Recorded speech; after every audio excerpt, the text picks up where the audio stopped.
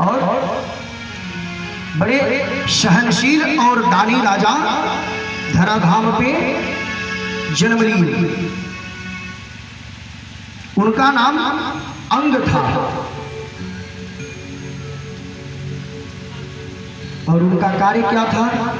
धर्म के लिए चाहे जो करना पड़े उसके लिए वो तैयार रहते थे।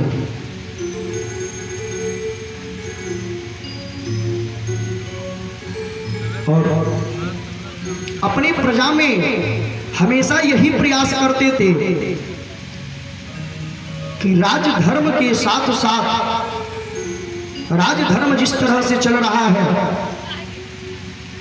लेकिन जिस तरह से राजधर्म का लोग सम्मान कर रहे हैं, राजधर्म के नियम का पालन कर रहे हैं, वैसे ही समस्त हमारी प्रजा सत्य सनातन धर्म के भी शरण में जाए और सत्य सनातन धर्म के नियम का अनुसरण करे और अनुकरण करे, अपने जीवन में उतारे। लेकिन महाराज कष्ट की बात यह हुई, महाराज अंग से एक पुत्र की उत्पत्ति हुई जिनका नाम बेन पड़ा। और राजा अंग जितने ही दानशील, धर्मशील और सहनशील थे, बेन उतना ही पाखंडी थे। क्योंकि बेन यह प्रयास करते थे कि अगर हमारे राज्य में अगर पूजा किसी की हो तो हम मेरी हो। भगवान से उनका परस्पर दुश्मनी था। उनका यह कहना था कि समस्त राजा में ईश्वर का अंश होता है, और अगर राजा में ईश्वर का अंश है तो भगवान की नहीं, आप राजा की पूजा करें।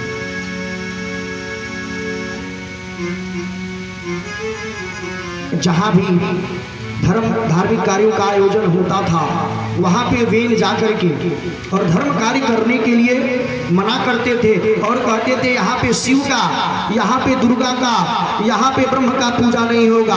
पूजा किसका होगा? तो वेन का होगा। दो ही मंत्र चलेंगे, क्या? तो बेनाय नमः या बेनाय स्वाहा।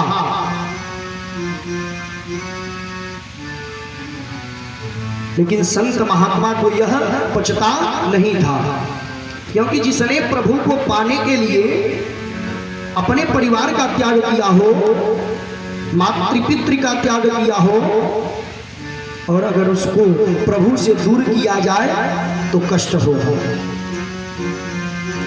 काफी दिन तक इनका दुराचार चलता रहा। अंत में महात्माओं ने एक साथ घोर गर्जना करके और बेन को मार डाला। आज अंग राजा भी नहीं है और बेन भी नहीं है, तो राज्य में राजा कौन बने? राज्य में राजा कौन बने? तो संत महात्मा ने सोचा कि राजगद्दी को कभी खाली नहीं रखा जाता। तो उनके शरीर को मंथन किया। उनके जब शरीर को उन्होंने मथा तो एक कन्या और एक पुनः पुत्र का उत्पत्ति हुआ। लेकिन जब उनकी उत्पत्ति हुई तो उन्होंने पूछा कि महाराज हमारे लिए क्या आदेश है, हम क्या सेवा कर सकते हैं? तो महात्माओं ने कहा किनारे बैठ जाओ। आज भी गन्ने के जूस निकालने के लिए आज जो छोटी मशीनें हैं वह एक गन्ने को कम से कम 5 बार मशीन में डालती है। तो महात्माओं ने पुनः विचार बनाया और फिर मंथन किया, जिसमें से एक सुंदर वस्त्राभूषण धारण किए हुए और लड़की उत्पत्ति